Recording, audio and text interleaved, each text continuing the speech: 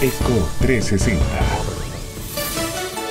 Está bueno el tema acá con el excontralor Vallarino. Estamos de vuelta en Eco 360. Vamos ahora con el top 2, pero queremos recordarles que puede escribir al @EcoTV Panamá e interactuar con nosotros acerca de los temas que estamos tratando en nuestro top 5.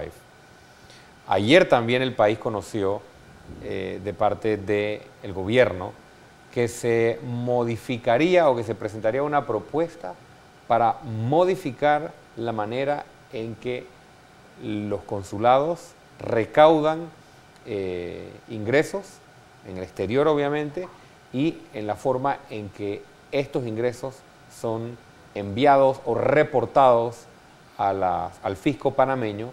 Y lo que busca esta medida, entre otras cosas, es hacer más transparente la gestión de los consulados, de la Marina Mercante, y también, como lo han sustentado personas importantes del gobierno, empezando por la vicepresidenta de la República, piensan incluso reducir o eliminar una serie de consulados que no consideran necesarios. Vamos a ver y escuchar lo que dijo la vicepresidenta Isabel Saimalo y luego regresamos al tema.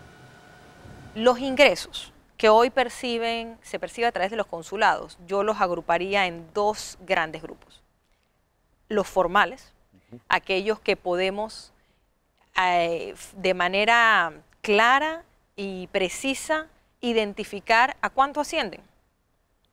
Y los ingresos no formales, que hoy por hoy yo no tengo posibilidades de decirte eso a cuánto asciende, pero yo sospecho que estamos hablando de millones de dólares. Entonces, con relación a los ingresos formales, en mi concepto y el concepto del presidente de la República, son ingresos hoy por hoy legales, pero totalmente ilegítimos y totalmente incorrectos.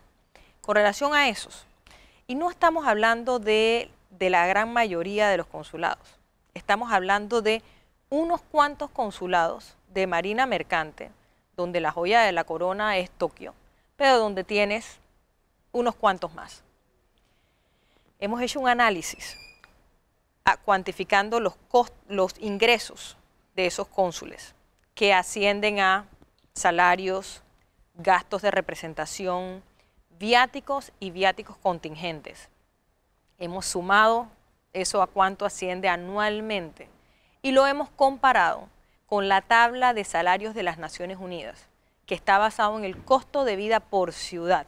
Y te estoy hablando de que hemos utilizado el ingreso más alto que las Naciones Unidas permite para un nivel D2, que es un nivel de un funcionario muy alto, casi secretario general. Y cuando tú comparas ese ingreso basado en el costo de vida por ciudad que sugiere las Naciones Unidas con el ingreso de unos cuantos consulados, y estoy hablando de los salarios formales que conocemos, es astronómica la diferencia. ¿Qué vamos a hacer con relación a eso? Cambiar la ley. Cambiar la ley para que esos ingresos que hoy de manera legal entran como parte del ingreso de los cónsules, para que los cónsules tengan un salario, para que puedan vivir dignamente y representar a Panamá como les corresponde, pero no significa que puedas hacerte millonario con recursos que deben entrar a las arcas públicas. Entre las cosas a las que se estaba refiriendo la vicepresidenta Isabel Saimalo y canciller de la República, hablaba pues de la remuneración o los ingresos que reciben los cónsules. Yo tengo aquí el artículo 10 precisamente del decreto de gabinete 75 de 1990. Los cónsules reciben salario, como decía la vicepresidenta, reciben viáticos contingentes. El artículo 10 de este decreto es el que establece que las oficinas consulares, y leo textualmente, como parte de su remuneración, tendrán derecho a un porcentaje de lo que hubieran recaudado mensualmente, en virtud del arancel consular, del Código Fiscal y de este decreto de gabinete, cuando sea el caso, para sí y para el personal de la oficina consular respectiva. El cónsul tendrá derecho a una participación no mayor del 70% de las sumas que le hubieran correspondido al consulado de conformidad a este artículo. El porcentaje previsto en este artículo se calculará únicamente sobre el saldo que resulte de la totalidad de recaudos consulares menos los gastos de funcionamiento debidamente aprobados de la oficina consular respectiva, de acuerdo a una tabla. Y ahí presentan, pues, sobre los primeros 20.000, 8%, de 20.000 a 50.000, 9%, de 50.000 a 100.000, 10%, y así sigue la tabla. Entonces, yo creo que sí existe, licenciado Vallarino, una legislación que tiene muchas ventanas abiertas, ¿no? para dejar que los consulados, a través de la recaudación, puedan cobrar por servicios que dan y no necesariamente reportar de manera transparente a el fisco. Y creo que la Contraloría General de la República forma parte de una comisión cuatripartita o tripartita, ¿no? Que es la que precisamente monitorea todo lo que los consulados gastan, pero creo que así, y me consta que en la presentación de los informes de recaudación, los cónsules, o muchos cónsules, prácticamente tenían luz verde para muchas cosas, porque no había fiscalización. Exacto. Este es un tema muy frondoso, muy denso, sí. Aquí la situación es la siguiente. Ha existido un gran descontrol, la verdad. Eso ha habido mucha libertad en el manejo de los cónsules y de los recursos que ellos recaudan y gastan. Y por eso es que hay muchos informes de Contraloría en las fiscalías, en el Tribunal de Cuentas, haciendo los señalamientos, pues, de irregularidades y pérdidas patrimoniales. Pero yo pienso que esa iniciativa es buena, pero esa iniciativa no es fácil. Esa iniciativa requiere todo un montaje de un sistema y de una cultura.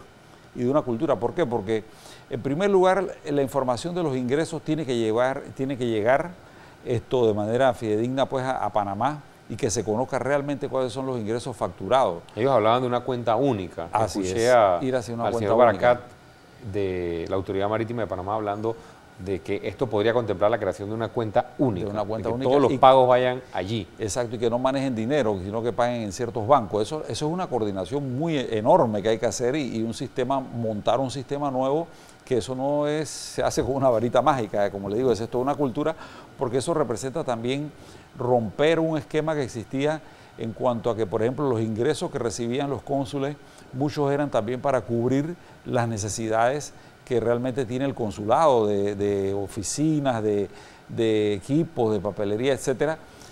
Entonces, pero esto, por supuesto que esto se debe hacer en función de un presupuesto que se le asigne, porque escuché a la ministra y vicepresidenta, la licenciada Saimalo, que ella mencionaba que en algunos casos los fondos no se reportaban y que eran manejados, pues, directamente, y como que había un enriquecimiento por parte de algunos cónsules y que eran ingresos que realmente no eran legales, pero como que eran manejados abiertamente por ellos. Digo, ningún ingreso, ahí habría que hacer una aclaración, ningún ingreso que se maneje fuera del presupuesto es legal, porque la Constitución lo dice, todos los ingresos y los gastos que se realicen, pues, en las actividades públicas, en las instituciones, tienen que estar contemplados en el presupuesto. Por eso es que la comisión cuatripartita le hace un presupuesto y le dice, usted nada más puede gastar en esto. La práctica que se daba, no sé si se da aún, y creo que hay investigaciones por esto, es que hay consulados que tienen doble facturación. O sea, tienen la factura oficial del Estado, a través de la cual te cobran tus $30 por tu autenticación, o de acuerdo a la tabla y el arancel que tienen pegado allí. Sin embargo, tienen una libreta de recibos privada, aparte, que dice consulado de tal ciudad, y el usuario llega indistintamente, se le brinda el servicio y a veces se le factura desde aquí, desde allá, o a veces de manera conjunta. Entonces, los dineros de la facturación privada van a una cuenta privada, cuenta que está fuera del alcance, o ha estado fuera del alcance, y yo creo que hay investigación ahora mismo andando al respecto. No solamente andando, hay informaciones, hay informes en la Procuraduría en ese sentido. En la época, pues, que yo fui Contralor, mandamos bastante. Tenemos una lista bueno, yo estuve 2 años, antes estuvo el señor Dani Kuzniecki, pero en los 5 años de ese periodo, realmente hay una lista, yo le puedo mencionar así, a grosso modo, más o menos como de 50, 60 informes de todos los consulados. Y con esta práctica muy presente, ¿no? No, de esa y muchas otras. Por ejemplo, le comento una así rápida. Esto hay veces que en lugares donde tú tienes que convertir pues, al cambio de moneda de esos países, realmente te juegan con el tipo de cambio. Entonces te hacen un cambio diferente y en ese cambio te facturan y ahí ganan un diferencial que no es lícito, ¿no? Porque tienes que hacerlo en función de lo que era el cambio en la época, en el momento en que hiciste la transacción. Y todo esto cuando tú mandas a los auditores, ellos lo detectan porque ellos son especialistas en eso y te traen toda la información y te das cuenta que hubo una Históricamente lesión. El servicio exterior ha sido visto en la política panameña y por eso usted hablaba tal vez de un cambio de cultura Sí. como un premio, ¿no? Sí. Sobre todo los consulados de Marina Mercante de mayor recaudación. Y de como muchos años. Esto viene Tokio, por ejemplo, ¿no? Sí, esto viene. Y otras sedes que son muy importantes en recaudación. Entonces, yo creo que tiene que cambiar un poco la mentalidad. Tiene que cambiar la Y mentalidad. que Hay que poner... a pesar de que vas al exterior, estás ejerciendo un servicio público. Así mismo. Tú no vas allá a enriquecerte. Entonces, yo creo que eso forma parte también de un cambio de cultura. Así es, y digo, se hacen independientemente y son personas a veces vinculadas pues a diputados, familias de ellos, son personas vinculadas al poder político y sienten pues que tienen como libertades para hacer todo este tipo de cosas, pero cuando llegan allá empiezan a hacer una serie de gastos que no están contemplados y después cuando se hace el informe se dice esto no se puede, usted tiene que devolver esta plata, ¿cómo va a ser si compré este carro, si compré cosas así cuantiosas y lujosas?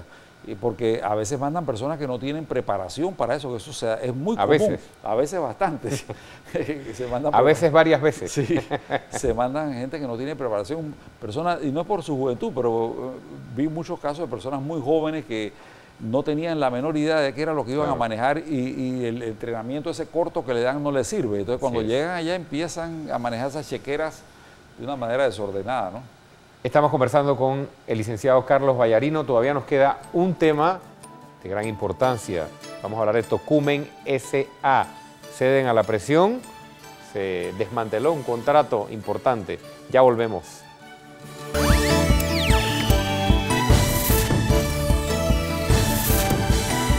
ECO 360.